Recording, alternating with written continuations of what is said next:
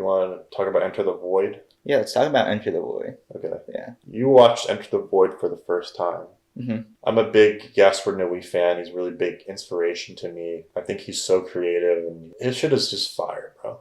Yeah. Like, I think all of his movies are fire, you know, like Irreversible, Enter the Void, Love, Climax, and then his latest one, Vortex, which is a totally different style and way more mature thing. Gaspar Noé, he's kind of a director that I've been a little cautious of over the years because I know that his movies can be offensive, just make you feel kind of bad. That's the one thing. I don't mind horror. I just mind like psychological dramas or dread in my movies. That's the one thing that like I really like am scared of when I'm watching movies. Lars von Trier is a like name that comes to mind with that. Yeah. Michael Haneke as well. Yeah. But Gaspar Noé, he's someone that I really wanted to get around to watching because of how amazing I saw his shots. I eventually got around to watching Enter the Void, and I was not disappointed. It is a fucking masterpiece of a movie. So technical, so beautifully done, and really handled very maturely.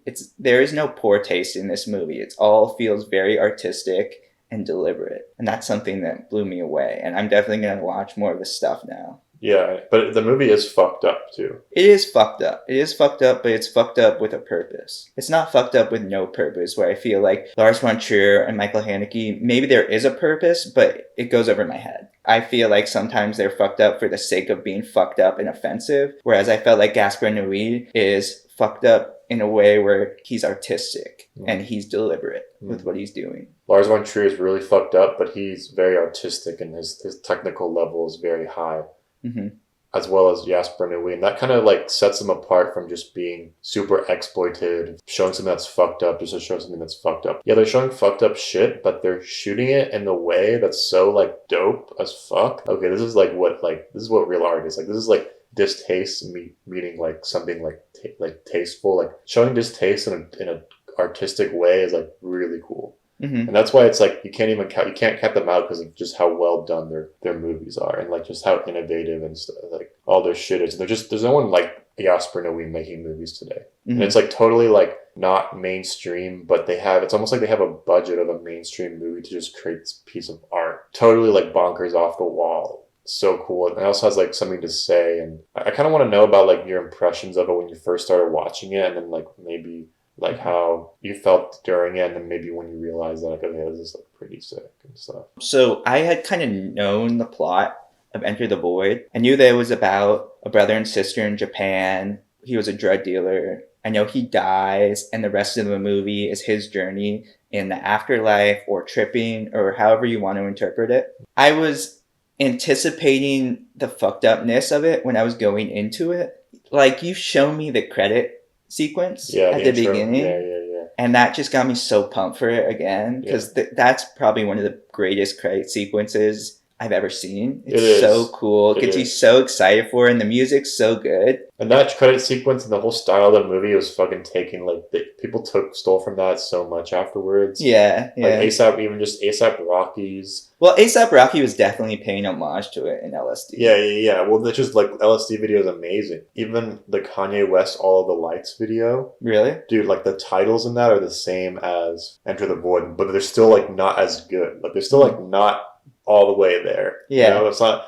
You can like try to steal, but you're never gonna like reach what exactly he did, because like they did it themselves, and you can't just copy it. Like, it won't be as good, but it'll be cool, but just won't be as good. And when someone comes out with something fresh like that, you're just like, whoa! Like, it was an original thing that later on people just like took. And yeah, I do agree, it's a masterpiece. And anyway, yeah, like I remember when I just put on the movie. I've been wanting you to watch it for a minute. For sure, because it's just like it's dope. But like I knew like if I show him the title sequence, then he'll be like into this shit. And it's not even like the title sequence is like overwhelms the rest of the movie. Like, the rest of the movie is almost like it's like on the same level. When you see that title sequence, you're like, okay, I'm about to see something fucking crazy, and I think it follows through with it too. Yeah. And then after the title sequence that gets you so pumped up for it, there's just this calm where you have a POV from Oscar's perspective for like at least the first third of the movie. You're kind of following him. I love how the camera, it's like he's blinking when he dies. I love just the camera movement. Oh my god, the crane shots are fucking mind-blowing. How they do that. They go through the wall, the transitions, it's so smooth. The camera, like Gaspar Noé is so technical with how he moves the camera. No one could, like you said, no one could do this because he's the only one that can do it this style. My god, is it just like beautiful. Just the way you feel like this ghost is just following people around and following this story. The colors, fucking amazing. Scene where the camera goes up to the plane and then it's in the plane and it goes back down. You just feel like the camera has no weight. You don't feel like you're behind the lens of anything. And that was like transcending to me.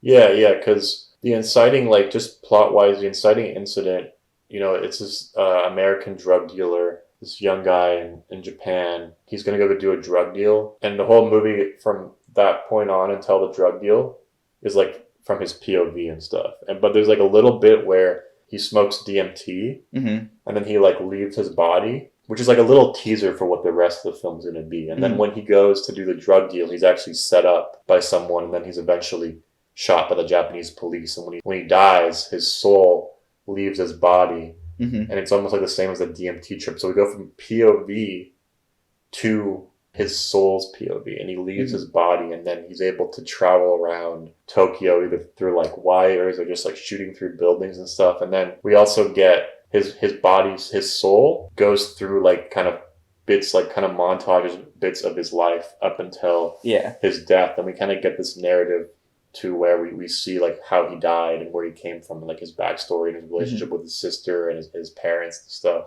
But yeah, it's just like these crazy crane shots that are just edited so seamlessly. Like you don't really know what's real and what's not. It just looks so fucking cool. The editing is top notch in this. It really holds the whole movie together. Yeah. It's so good. The transitions are so clean. Oh my god. It just I can't explain it. It doesn't feel montagey. It feels like it's linear, even though it's not. You know what I mean? Like just like the way it cuts, everything makes sense that you would jump to this point. Or when there's the car crash, it jumps to like them on the roller coaster or something, It's just so seamless. The special effects, I was a little nervous about special effects because they just have a bad stigma. Because if they're bad, they're really bad. If practicals are bad, then they have like a charm to them, But the special effects here, when they use them, are so freaking good, dude. Done with careful craft. It's just the perfect moment to have some kind of special effects in the scene, and it doesn't feel out of place. Yeah, it's like professional. It's like state of the art. Like it's not even indie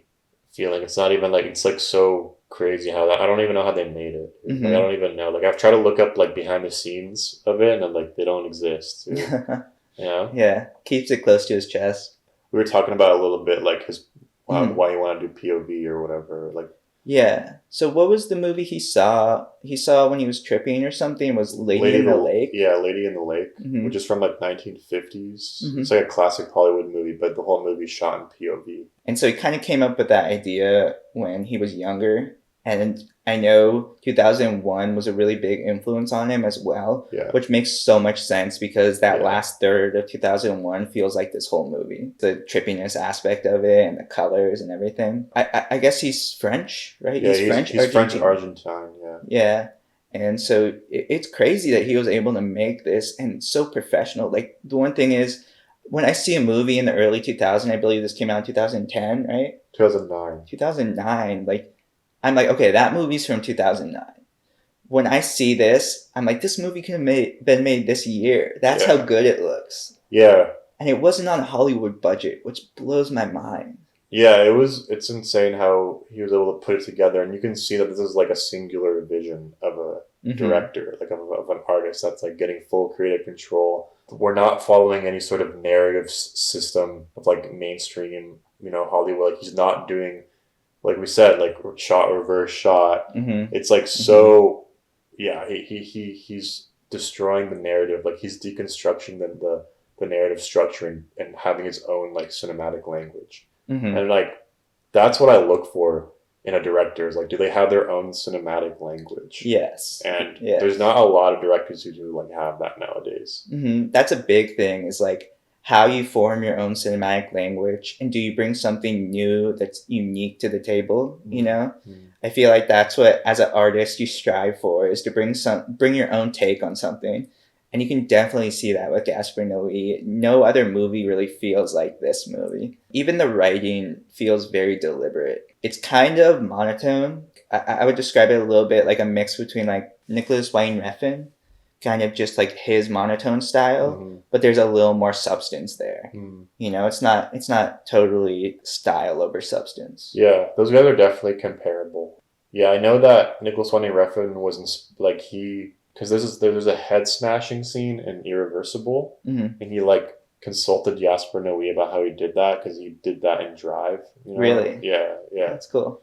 But there are definitely like along the same like lines and shit. But I think a few moments that really key things that happened in the movie that really stood out to me was definitely when the spirit like is like going through all these wires through the city, like going across, and then just like shoots up into the sky, mm-hmm. into an airplane, dude.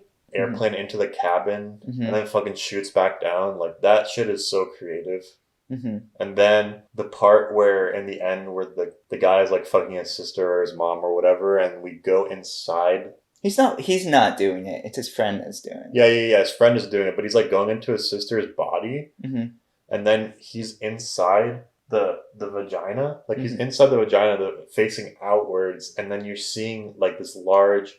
I don't even know if it was CG. It looks so realistic, dude. Like, you see this penis like fucking the vagina, POV style. Yeah. And then it like comes onto the camera, and it like turns around and goes inside the vagina. Into the sperm. Into the sperm. Like, you follow like this like goo inside like the walls of the pussy. It like goes, and you get like this 2001 type shit. Yeah. Like a 2001, but for like birth of like how someone gets pregnant, dude. It's insane. There's so many parts that we could talk about in it, but yeah. Well, really... I just want to say about that it sounds gross when we're talking about it, but the way it's done is so tasteful, and the nudity in it is so artistic. Like, that's the one thing that really stood out to me, is like when he puts nudity in it, it's very deliberate, and it's like almost like really, it just feels like very natural and very artistic, and I love the way he does that. Yeah, and I just don't know how he links the crane shot down all the way down to someone, like, and it's like it's like almost like the whole crane shots and stuff, and it's a masterpiece. I would agree, it's a masterpiece. Mm-hmm. There's nothing really like it out there, mm-hmm. at all. It holds up really well, and I would recommend it. Yeah. I would really recommend it. Like, it's fucked up. It's very graphic. You know, if you're like 18 plus, like, and you're into real art and cinema, this will like change. You'll discover a new cinematic language. And I think when you watched it, you probably felt like, oh, I didn't know like this is possible in mm-hmm. film. I didn't know those like camera movements were possible. Yeah. It was so technical and just blew me away. And I'm going to watch it again soon. Oh, yeah. For sure, man. And you watched it on Tubi, too. Mm-hmm, free. Yeah, you watched it on Tubi, but you had, like, ads on it, and the movie's, like, 2.5 hours, but you were just like, oh, yeah, I'm going to watch this whole thing, and it's going to be, like, over 3 hours because of the ads, but it's going to be worth it because it's fucking sick. Well, so, like, I think I watched, like, 4 movies that day, and we put on Enter the Void at the end of the night. We just started watching it, mm-hmm. and we got maybe halfway through, but it was too late and had to go to sleep. I was just thinking about it the whole next day. I was like, I gotta freaking watch this movie. This movie is like so cool. Yeah. So I eventually got around to watching it again, and it was just freaking amazing, dude. I loved it. The way he uses time and space and memory, mm-hmm. really. Like, he pushes the boundaries of what cinema can do. It's almost like he's saying to us, like, no, like, cinema is not over. Like, you haven't done everything. Like, he's just showing, like, no, there's, like, untapped potential with mm-hmm. the cinematic form, the language. And that's why I fuck with Gaspar Noé. He's a real fucking artist. Mm-hmm. I don't give a fuck what anyone says about him. Like, they probably haven't seen his movies. All they hear about is the rape scene in Irreversible, and they don't want to see any of his movies. Mm-hmm. Judge it for yourself. You don't judge it with the audience in mind. You don't judge it based on what other people tell you. You're supposed to judge it on how you yourself view it. You write for yourself and you think for yourself. And how does this movie change your thought? And so when I saw his stuff, I definitely came in with some kind of prejudice in mind. But after watching it, I can say that like I'm at least for Enter the Void, it's totally for me, Yeah, and for I sure. think like it is graphic, but it's graphic with a purpose, and it's so beautiful. 100%. I would recommend it to anyone who's like looking for something that's different than don't be expecting something. It's not even what you expect it to be.